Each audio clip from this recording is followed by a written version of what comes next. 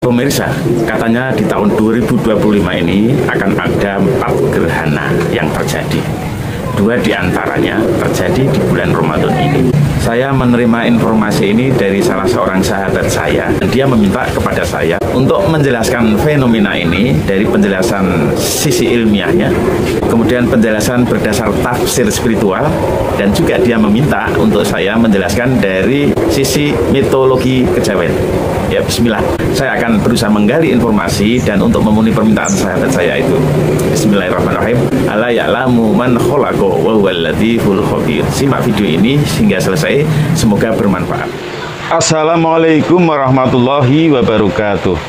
A'udzu billahi minasyaitonir rajim. Allahu akbar. Bismillahirrahmanirrahim. Allahu akbar. La haula wala quwwata illa billahil aliyil azim. Allahu akbar. Alhamdulillahi rabbil alamin. Allahu akbar. Ya mukitu a'idna bila ta'ifi anwarika wa asbina min ghuraibi asrorika birahmatika ya arhamar rahimin. Pemirsa channel Punjer Wali Songo dimanapun berada, semoga kita semuanya beserta seluruh keluarga dijaga dan diselamatkan oleh Allah Azza wa Jalla dari segala mara bahaya dan bencana. Di video ini saya akan membahas informasi yang diberikan kepada saya dari sahabat saya mengenai akan datangnya 4 gerhana di tahun 2025 ini. 2 diantaranya terjadi pada bulan suci Ramadan tahun ini. Dari 4 gerhana tersebut, 2 adalah gerhana bulan total dan 2 gerhana matahari sebagian. Gerhana bulan total terjadi pada tanggal 14 Maret tahun 2025 ini ya, bertepatan dengan tanggal 14 Ramadan 1446 Hijriah. Kalau dihitung malam purnama ya, malam 15 Ramadan. Fenomena gerhana bulan total ini tanggal 14 Maret 2025 ini akan terlihat di wilayah Pasifik, Amerika, Eropa Barat, dan Afrika Barat. Kemudian pada bulan Ramadan ini, di akhir bulan Ramadan ini, akan terjadi gerhana matahari parsial atau gerhana matahari sebagian, yaitu pada tanggal 29 Maret tahun 2025, mendekati Lebaran. Gerhana ini bisa diamati di wilayah Afrika Barat Laut, sebagian besar Eropa, Rusia Barat Laut, Islandia, Greenland, dan Amerika Utara bagian timur. Jadi pada bulan Maret ini, di bulan Ramadan ini akan terjadi 2 gerhana saudaraku, yaitu gerhana bulan total. Terjadi pada 14 Maret 2025 atau 14 Ramadan 2025. Yang kemudian pada bulan Maret ini, tanggal 29 Maret 2025, mendekati Lebaran ya, atau pas Lebaran ini mungkin, yaitu akan terjadi gerhana matahari parsial atau gerhana matahari sebagian. Tetapi 2 gerhana ini tidak bisa dilihat di wilayah negeri kita. Kemudian 2 gerhana berikutnya akan terjadi kedua-duanya di bulan September tahun 2025. Pada tanggal 7 September tahun 2025 akan terjadi gerhana bulan total. Ingat, tanggal 7 September tahun 2025 akan terjadi gerhana bulan total. Dan ini akan terlihat di wilayah Indonesia. Kemudian pada tanggal 21 September tahun 2025 akan terjadi gerhana matahari parsial atau sebagian. Gerhana ini dapat diamati di wilayah Amerika Utara, Greenland, Islandia, Eropa, Timur Tengah, dan Afrika Utara. Ini bulan Maret dan bulan September tahun 2025. Ini fenomena menarik. 2 gerhana pertama terjadi pada bulan Maret tahun 2025 yang bertepatan dengan bulan Ramadan tahun 1446 Hijriah. Gerhana bulan total pada 14 Maret dan gerhana matahari sebagian pada 29 Maret 2025 akan berlangsung saat umat Islam menjalankan ibadah puasa. Ini fenomena menarik. Ada apa di sebalik itu? Penjelasan ilmiah tentang gerhana seperti ini saudaraku, bahwa gerhana bulan itu terjadi ketika bumi berada di antara matahari dan bulan, sehingga bayangan bumi menutupi bulan. Ini hanya dapat terjadi pada saat bulan purnama. Kemudian gerhana matahari itu terjadi ketika bulan berada di antara matahari dan bumi, sehingga bayangan bulan menutupi sebagian atau seluruh cahaya matahari yang mencapai bumi. Ini hanya dapat terjadi pada saat fase bulan baru. Itu teori yang sering kita dapat waktu kita sekolah dulu ya. Kalau menurut tafsir spiritual bagaimana Mbah? fenomena gerhana ini, gerhana bulan maupun gerhana matahari ini, dalam tafsir spiritual Islam, ya ini karena saya Muslim ya. Dalam Islam, gerhana dianggap sebagai tanda kebesaran dan kekuasaan Allah Subhanahu wa Ta'ala. Ini yang perlu dipegang.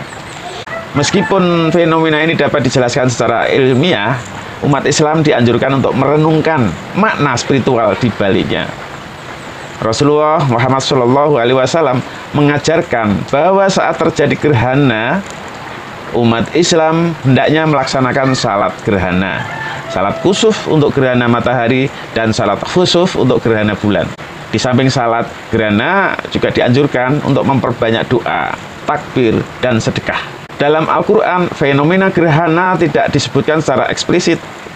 Namun terdapat ayat yang menegaskan bahwa peredaran matahari dan bulan adalah sesuai dengan perhitungan tertentu.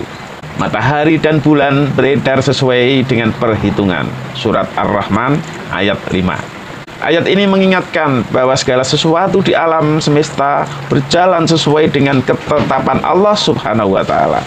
Gerhana sebagai bagian dari fenomena alam seharusnya menjadi pengingat bagi manusia akan kebesaran dan kekuasaan Allah Azza wa Jalla. Oleh karena itu, saat terjadi gerhana, umat Islam dianjurkan untuk meningkatkan ibadah dan refleksi diri, mengingat bahwa fenomena tersebut adalah tanda-tanda kekuasaan Allah Azza wa Jalla, Allah Subhanahu wa Ta'ala.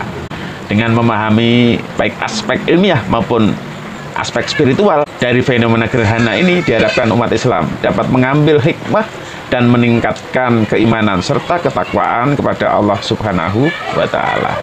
Ini mudah-mudahan menjawab dari pertanyaan sahabatku ya, yang mengirim informasi tentang gerhana ini, karena dia butuh penjelasan-penjelasan semacam ini. Meskipun secara intelektual ilmiah dia pakar, sering ngasih informasi kepada saya. Selanjutnya, tafsir gerhana dalam mitologi kejawen. Ini sebatas yang saya pahami ya. Dulu saya pernah membaca banyak literasi tentang mitologi kejawen. Dulu waktu saya muda dulu. Ada beberapa yang saya masih teringat. Dalam mitologi kejawen, gerhana bulan dan matahari memiliki makna simbolis yang mendalam. Ini mendalam. Justru orang-orang Jawa itu fenomena alam seperti gerhana bulan atau gerhana matahari itu dimaknai, dipandang sebagai kejadian yang ada maknanya mendalam dari Tuhannya kepada alam untuk dipelajari oleh manusia. Alam membawa pesan dari Tuhan untuk manusia. Begitu. Dalam kepercayaan masyarakat Jawa, gerhana dianggap sebagai peristiwa sakral yang membawa pesan gaib atau wangsit dari Gusti melalui alam. Kalau terjadi gerhana bulan, itu para orang tua kita dulu menyebutnya sebagai kolorau atau batara kala menelan bulan. Itu dimaknai sebagai tanda akan adanya peristiwa besar, seperti perubahan takdir, pergeseran kekuasaan, atau ujian bagi pemimpin dan rakyat. Bisa juga menjadi pertanda akan munculnya tokoh besar atau pemimpin spiritual. Gerhana bulan total dianggap lebih sakral karena menunjukkan puncak dari ketidakseimbangan energi dunia. Ini gerhana bulan atau kolorau atau batara kala menelan bulan. Kemudian kalau terjadi fenomena gerhana matahari, bagaimana tafsir mitologi kejawen? Di antaranya begini, kalau ada terjadi gerhana matahari, itu para orang tua Jawi dulu menyebutnya sebagai kala surya atau betara kala menelan matahari. Jadi kalau ada gerhana bulan, para orang tua dulu menyebut sebagai terjadi kolorau atau batara kala menelan bulan. Kemudian kalau terjadi gerhana matahari, para orang tua Jawi dulu menyebutnya sebagai peristiwa kolosuryo, yaitu batara kala menelan matahari.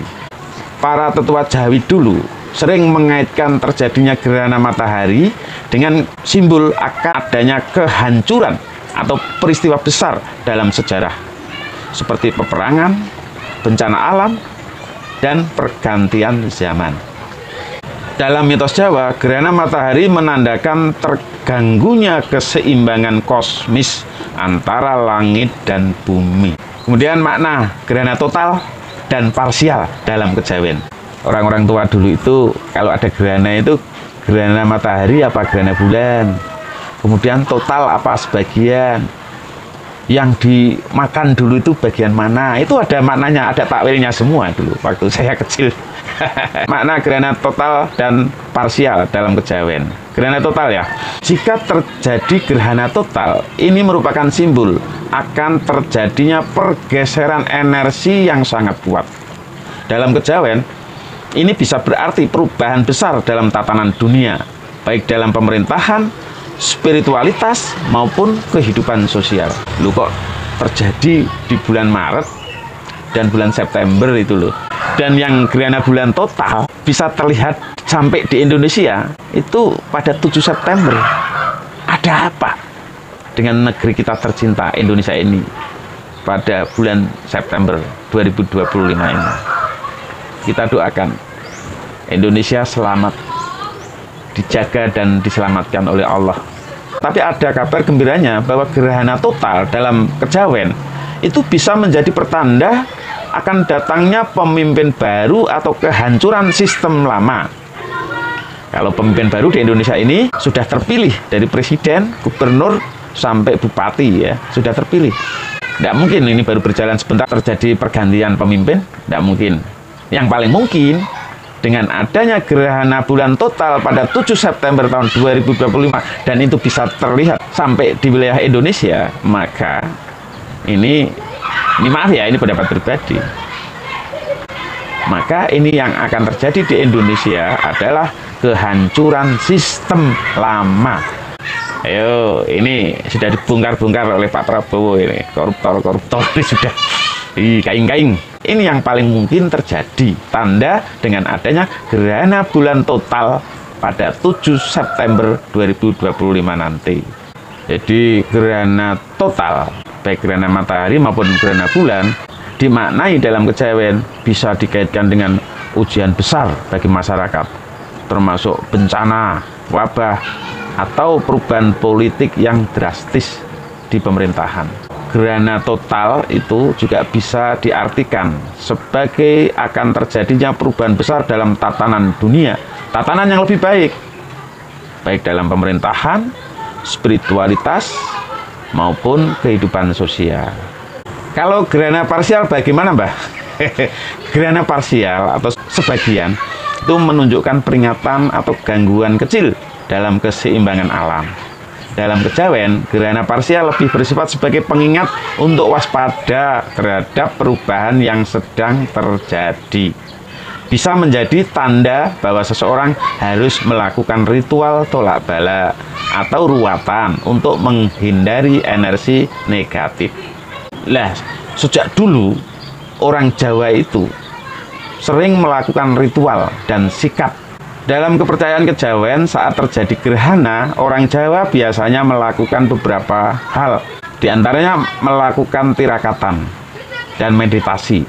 Karena diyakini gerhana adalah waktu yang baik untuk introspeksi dan pembersihan diri.